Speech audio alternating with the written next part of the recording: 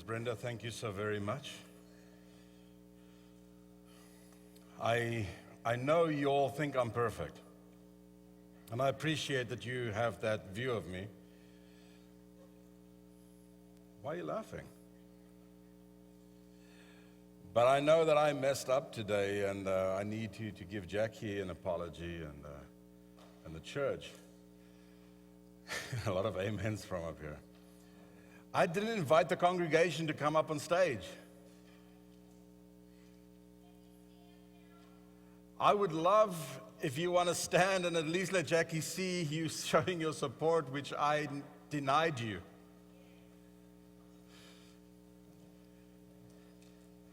Jackie, these are the people that were going to be on stage for you. And I spoiled it. I'm sorry. Can we just give Jackie another hand as we welcome her?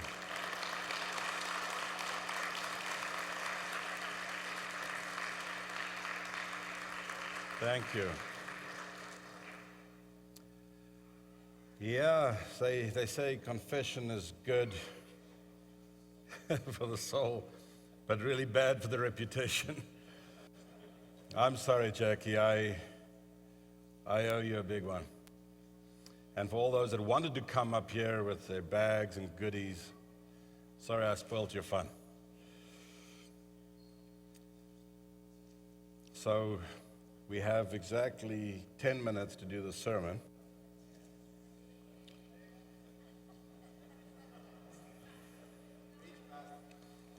Since I've already messed up, I'm just going to roll with it. I want to speak to you this afternoon about amusing grace. Somebody actually called me up and said, Pastor, I think there's a typo in the bulletin. No, it's not amazing grace, it's amusing grace. I will be attempting to look at what is amusing about grace.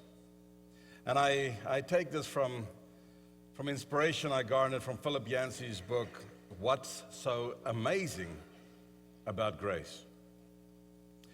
My objectives today are really to remind you of the enormous value of comedy, humor. Now, I'm not talking about the Netflix specials that 2 minutes in, you've already heard more F-bombs than Second World War had bombs. And you can't watch this anymore. And you're just like, what has happened to comedy? What has happened to the good old-fashioned Dean Martin type roasts? Roast today is just disgusting. Everybody is just trying to distort, to tear into, rip apart everybody else's reputation and character instead of good old-fashioned humor. I believe that Jesus had an incredible sense of humor. I mean, the duck-bill platypus. If you've ever seen that animal, it takes someone with a sense of humor to create that. If that's not proof enough, your pastor. I always jokingly said when God created, I was in line, and I walked up, and I said, something funny, please. Thinking I was in the line for humor. I didn't realize I was in the line for facial features. But at least my wife loves me, and that's okay. But that all said and done, I'm not just talking about the value of being funny. I'm talking about good old-fashioned humor. Comedy, ironically, is actually a really serious topic. It opens your heart with a chuckle. It gets past your resistance with a giggle. It shines the light on your weakness with a guffaw. Uncontrollable belly laughter that just makes tears swell up and stream down your face when things are just that funny. Relieves tension and sends informed tears streaming. Comedy matters. Good humor matters. It matters that we know how to laugh. that we know how to be happy. The problem is, when we look at humor in the Bible, the problem is our take on it. Much like we have on social media today, or text messaging. I can't begin to tell you how many times somebody has sent me a text message and I became greatly offended by the words I was reading on my screen. Not realizing that I was not hearing the intonation or seeing the facial expression as they were typing the message with a chuckle. Thinking they're going to make me laugh, they offended me. Facebook is rife with people saying things funny and the person reading it doesn't see it that way. Because they can't hear the laughter building up. They can't see the fact that we had to retype it 6 times because we were laughing so much we couldn't type properly. And when we approach humor in the Bible, well, the Bible isn't funny. It's serious matters. We don't laugh in church. So when we go to the Bible and we try to see the humor, we think, well, this is wrong. This must have a deeper spiritual meaning that I'm missing. The problem is our take. When Jesus says to the Pharisee, I want to tell you that you are the blind leading the blind.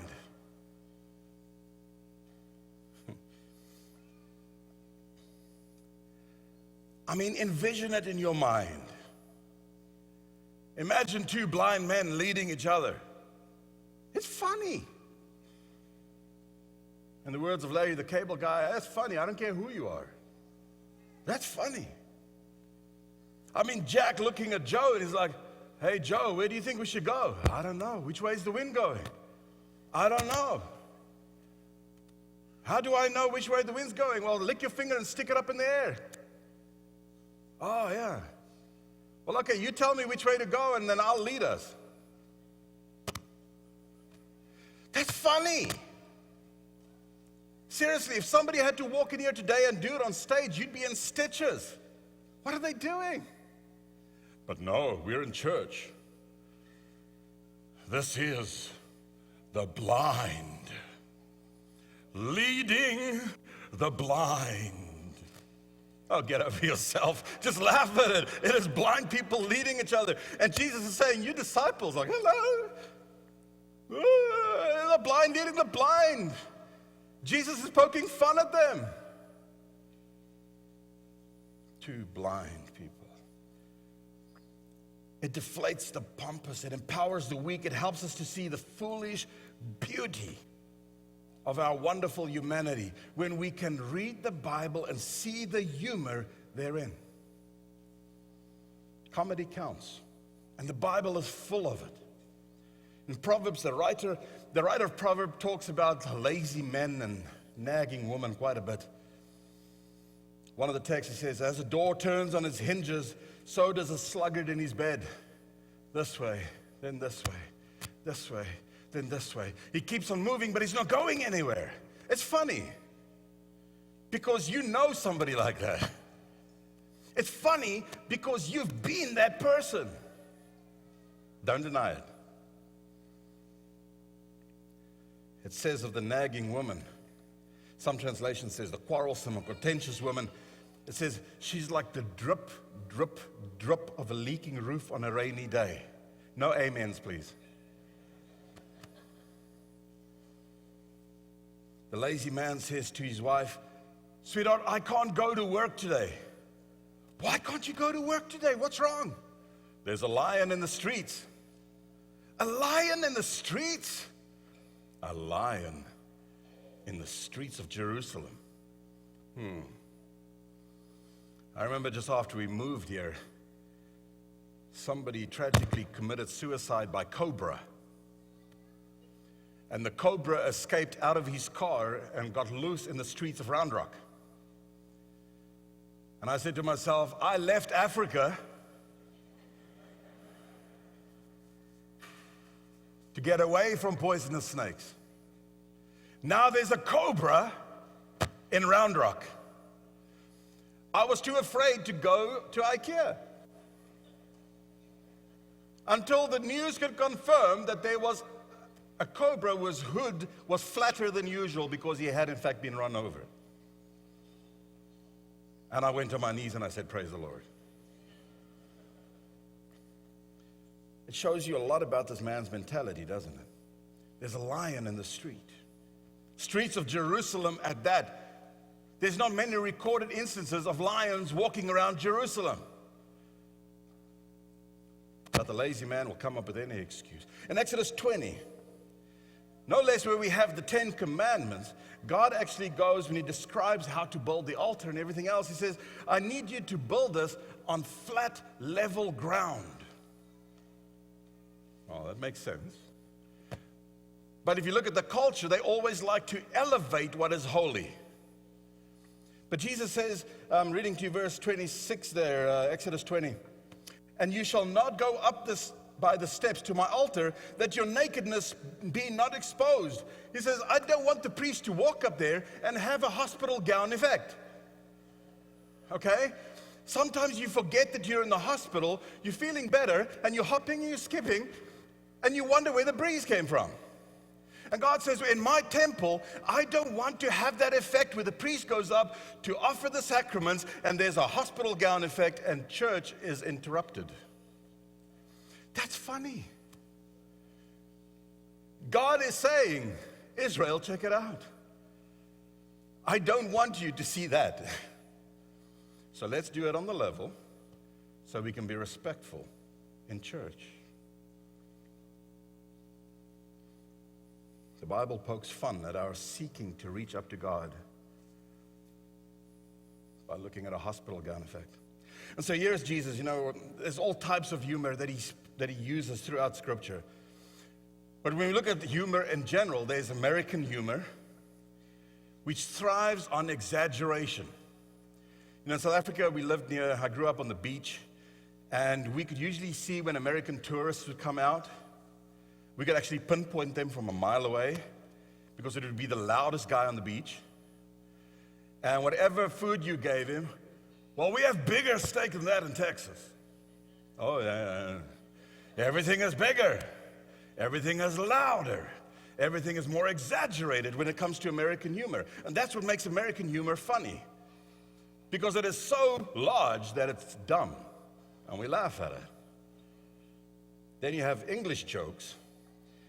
And that really thrives on the understatement.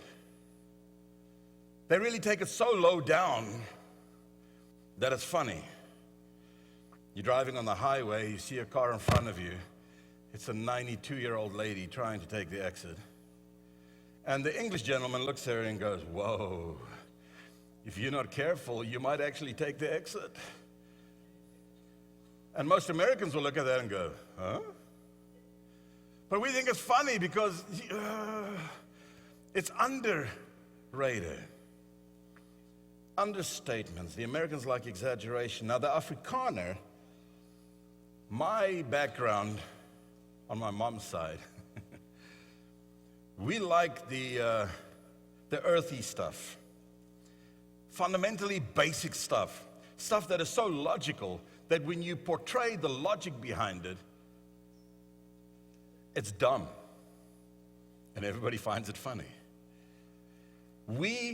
Our cuss words in my language, when I use it on a fellow Afrikaner, no, he didn't use that word.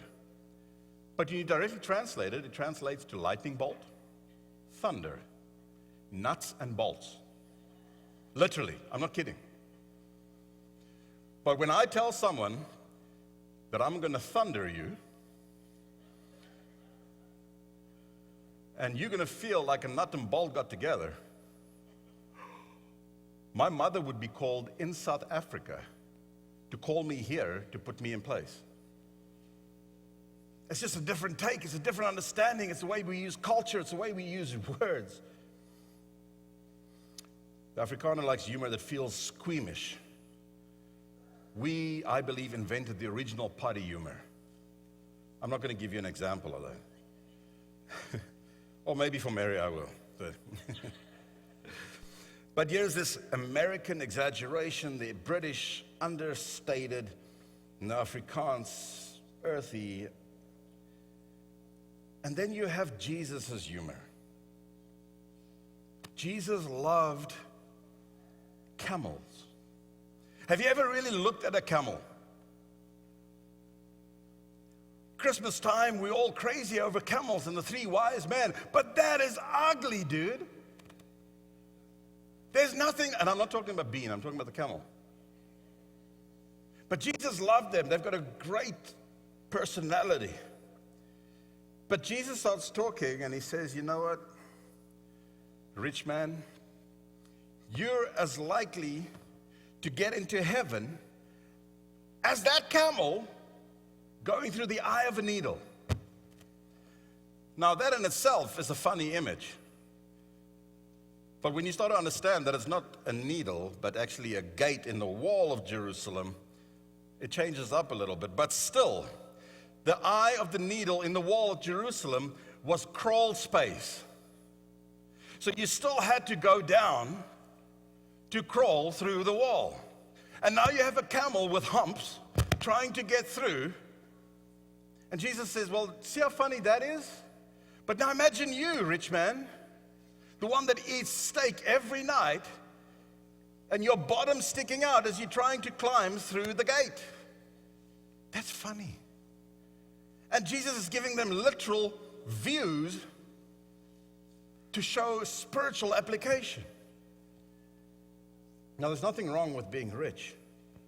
But when you have to step on people to get it, God says that's going to be difficult for you to get in heaven because you will struggle to get through that gate. And then he says to the Pharisees, you blind guides, straining out a gnat and swallowing a camel. I would see this when I worked in bars in my previous life. You would see the drunkards sitting around the bar, they ask for a drink, and you give them a glass, and they're like, hey, that's dirty. Give me a clean glass. Give another, hey.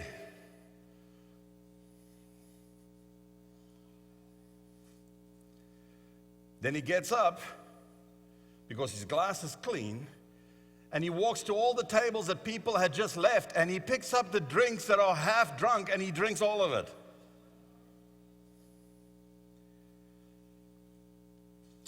So much for the speck. Straining out a gnat and swallowing a camel. Can you imagine someone swallowing a camel? Can you imagine the legs sticking out of your mouth? It's funny. And I know you don't all get it because you're not all British. So I'll do it in American style. It was a huge camel. Huge. Long legs. Greatest camel ever. Huge. Okay, now do you get my joke? Okay. Jesus also liked squeamish humor. There's nothing outside a person that by going into him can defile him. But the things that come out of a person are what defiles him. Now, the scripture also has a subject of complete presentation, but it's funny. Because in effect, Jesus is saying to them, you guys are full of it. And in fact, some translations actually says what the it is. I'll let your imagination go, but you're full of it. Jesus actually said it. That's funny right there. The Bible is full of humor and it teaches us so much about ourselves. Jesus could rib people. You remember, well, let me set it up a bit. I had a friend, I'll call him Stephen, who used to poke fun at Adventists because so many Adventists believed that you had to hold onto the health message and that you would only cure yourself by eating healthy. You didn't need medicine because if you ate well, you wouldn't be sick in the first place. And he was from the West Coast where there's a group of Adventists that believe just that. So one day, there's a friend who worked with us who had a tremendous headache. And this man kept on complaining about his tremendous headache. To which my friend Stephen went and took out 2 Tylenol out of his pocket and he says, dude, I'm sick and tired of hearing you complain about your headache, you healthy person you. Please take these 2 Tylenols. It will help your headache and you don't even need faith. And there's a part of me that very much agrees with Stephen. Stephen and I were arguing, and he said, you know, Eugene, what I like about your church, your religion, is that you guys seriously take a lesser light and make it the light. And it just hit me between the eyes. Wow. So that's how people see us.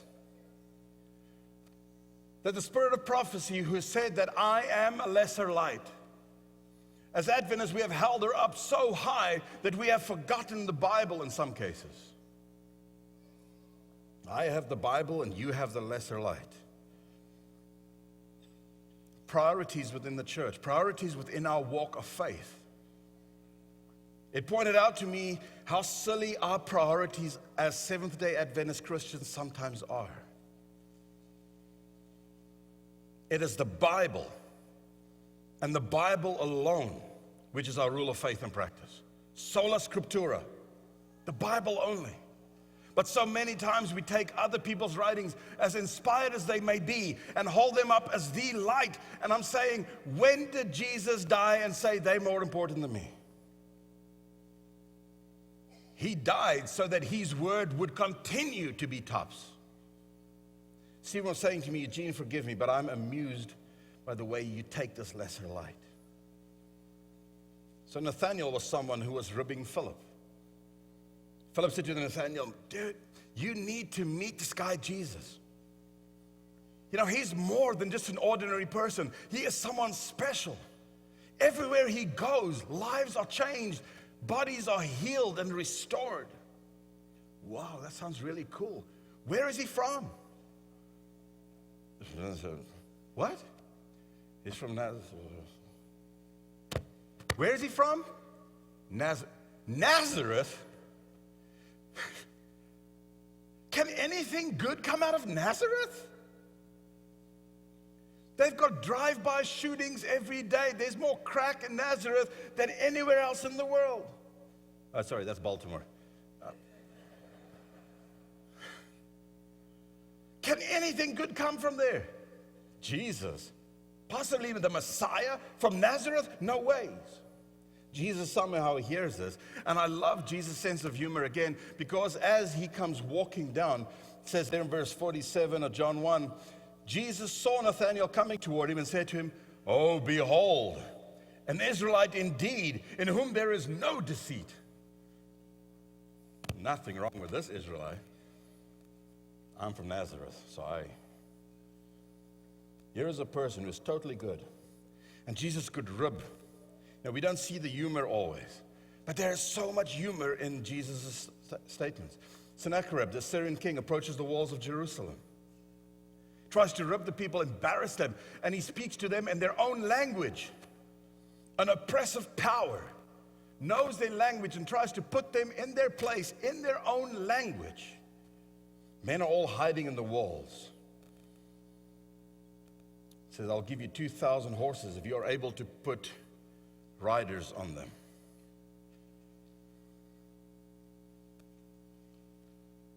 And the man looks over and he says, shh, if you're careful, somebody here might actually understand you. That's funny, because he spoke their language, but they're ribbing each other, trying to not let them get to them. They bring David to King Achish. The men in his court bring David to him. David is feigning madness.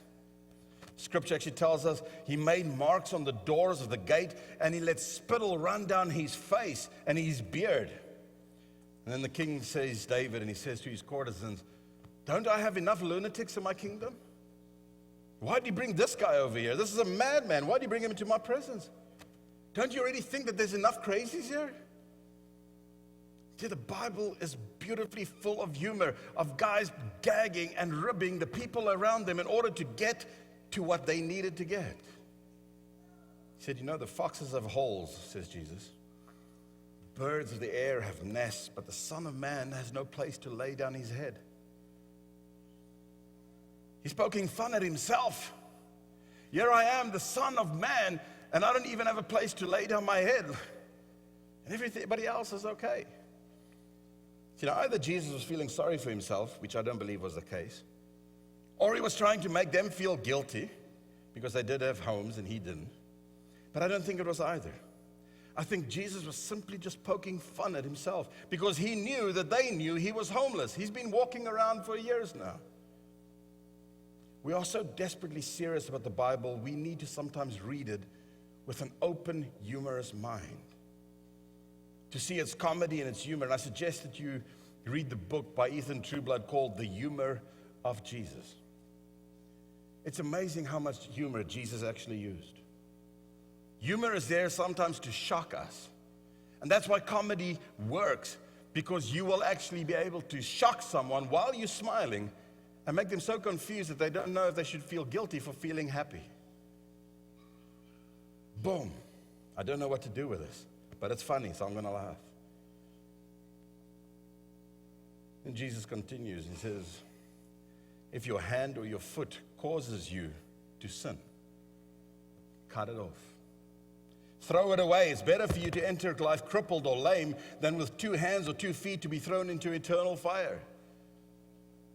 Now, that's a little gruesome, but that's funny. Because God knows that each and every one of us are going to stumble somewhere along the line. How many of us would need to be wheelchaired in here?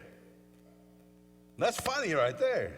Jesus wasn't literal about this, although many cultures embraced it and actually exercised it as such. Jesus was being funny. But we don't always see his humor because it's Jesus and it's in the Bible. How can it be funny? So now we come to the issue of grace. And I'll finally get to where you're wondering where I was going with this all along. Spoken of in Romans 4, spoken of in Genesis, God is going to do something simply astounding. He's going to call a nation into being and make a covenant with it. He's going to demonstrate the concept of salvation by faith and not by works.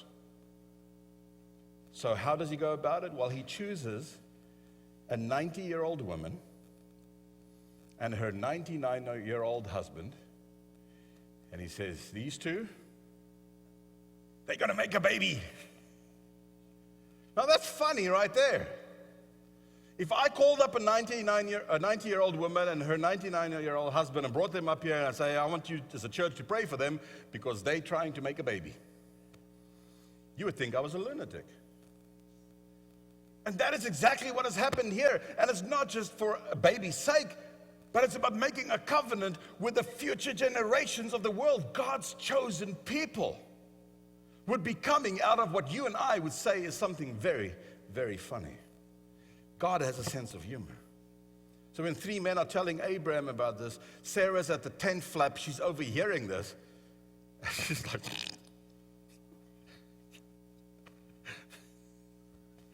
oh, get out of town. She says, after I am worn out and my Lord is old, talking about Abraham now, shall I have pleasure? Now that's funny right there. So Abraham is gone. He's quickly gone to get some things to feed the visitors. And the Lord speaks to Abraham. Now get this. He doesn't say, Abraham, Sarah thinks you're too old to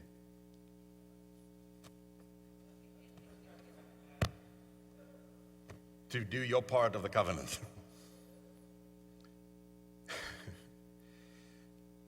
He goes to Abraham and he says, Abraham, Sarah thinks she's too old. Did you guys ever get that when you read the Bible?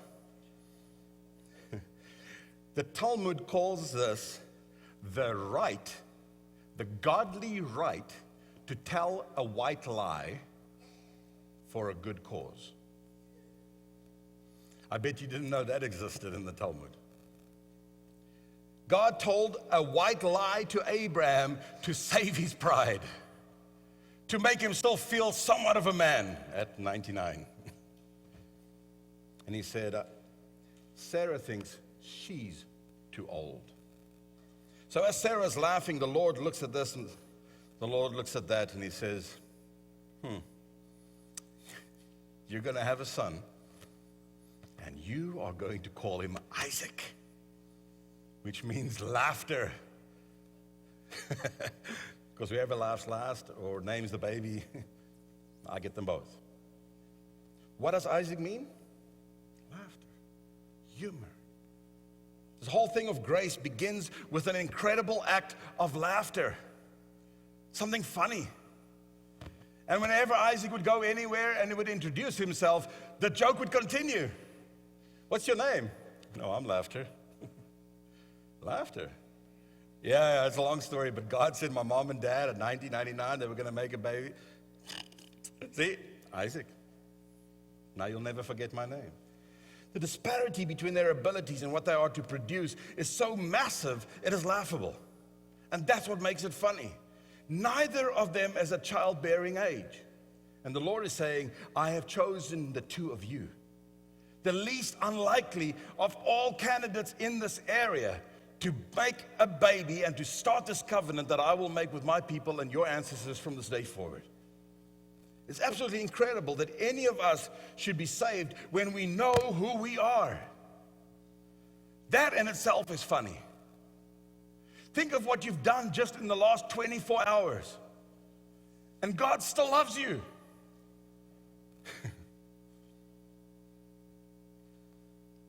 It's funny that God would do such a thing. Every once in a while we have pastors' meetings, and I've grown to become friends with many of them. One of them is an hilarious guy. Every time you push his button, he will just roll with it, and the jokes don't stop. And now you're sitting as grown-up men in a pastor's meeting that's supposed to be blessed, sacred, and holy, with tears streaming down our faces. We are laughing like 12-year-olds. And I asked him if I could share some of his stories, and he said no, because some of the people at Stonehill actually know me. But I said to him one day, I said, you know, you're a real inspiration to me. Because you're so utterly messed up that if you make it to heaven, I know that I stand a chance. He looked at me without skipping a beat and said, Eugene, you need to know how much of an inspiration you are to me. There's too much emphasis put on winning in this life. And it's great to see someone who is just trying for a participation medal.